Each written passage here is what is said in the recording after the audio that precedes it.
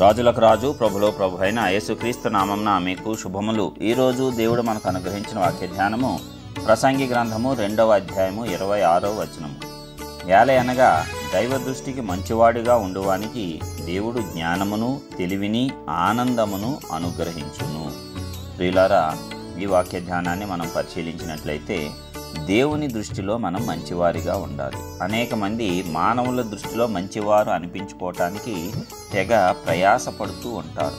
Okay, కొన్ని సందర్భాల్లో అది మంచిదే. అయితే దానికంటే నీవు దేవునికి అధికంగా భయపడాలి. దేవుని దృష్టికి నీవు మంచివాడవుగా ఉండాలి. అప్పుడు దేవుడు నీకు జ్ఞానమునిస్తాడంట, తెలివినిస్తాడంట. ఆ రెండిటి ద్వారా నీకు ఆనందం వస్తుందంట. ఇక దేనిలోనూ నీవు చిక్కుకొనవు.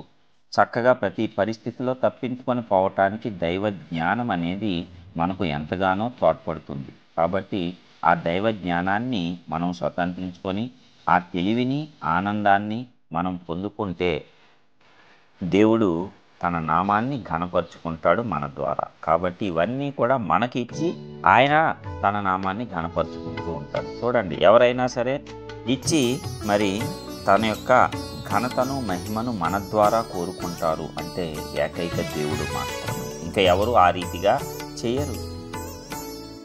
ఎవరు ఆ రీతిగా మనలను కాపాడరు. ఎవరు ఆ రీతిగా మనకు ఆ యొక్క ఆనందాన్ని అనుగ్రహించలేరు. లోకంలో వచ్చే ఆనందాలన్నీ తాత్కాలికమే. అవి నీవు డబ్బు పెట్టి కొనుక్కోవాలి. అనేకమైన ఆనందాలు డబ్బు పెట్టి కొనుక్కుంటే అవి కూడా కొంతకాలమే, కొంత సమయమే. ఆ డబ్బుతో నీవు కొంత సమయమే ఆనందాన్ని పొందగలవు. అది కూడా తాత్కాలికమే. అది నీ మనస్సుకు ఏమాత్రము కూడా సంపూర్ణ సంతోషాన్ని కలిగించదు. అయితే దేవుడి యొక్క జ్ఞానము, దేవుడిచ్చేటువంటి తెలివి నీకు సంపూర్ణ ఆనందాన్ని, స్థిరమైన ఆనందాన్ని, శాశ్వతమైన ఆనందాన్ని అనుగ్రహిస్తాయి. కాబట్టి మనం ఎవరి దృష్టిలో మంచివారిగా ఉండటానికి ప్రయాసపడాలి?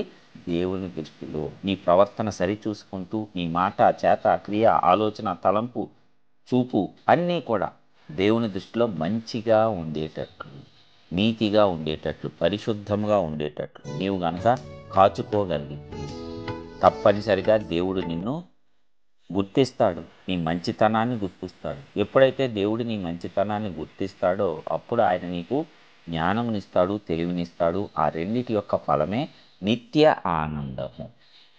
ఆయన అనుగ్రహించేది ఏదైనా శాశ్వతంగా ఉంటుంది.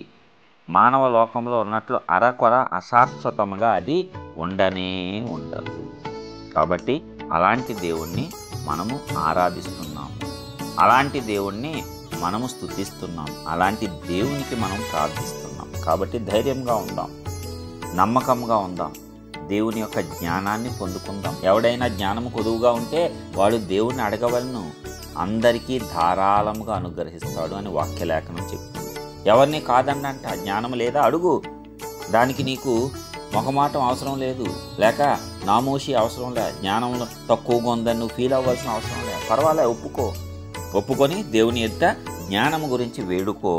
ధారాళముగా జ్ఞానాన్ని అనుగ్రహిస్తాడు. అప్పుడు నీవు అందరి ఎదుట నీ యొక్క దైవ జ్ఞానంతో, నీ తెలివితో గొప్పవాడు అవుతావు. దాని ద్వారా శాశ్వత ఆనందాన్ని పొందుకుంటావు.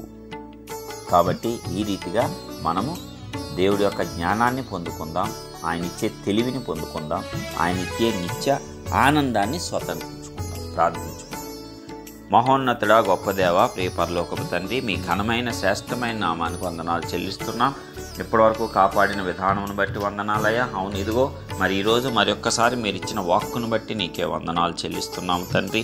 మరి నీ యొక్క దృష్టిలో మేము మంచివారిగా ఉంటే నీవే జ్ఞానం ఇస్తావు, తెలివినిస్తావు. దాని ద్వారా మాకు వచ్చే ఫలము నిత్యమైన ఆనందము. మరి నీ వాక్యంలో పాలు పంచుకున్న ప్రతి ఒక్క బిడ్డ నిత్యమైన ఆనందాన్ని, సంతోషాన్ని స్వతంత్రించుకోగలిగేటట్లు, దాని ద్వారా మీ నామాన్ని ఘనపరచగలిగేటట్లు ఈ దినం నుంచి నూతనమైన ఆత్మ జ్ఞానముతో మా అందరినీ కూడా మీరు నింపి, నడిపించి ఆశీర్వదించండి.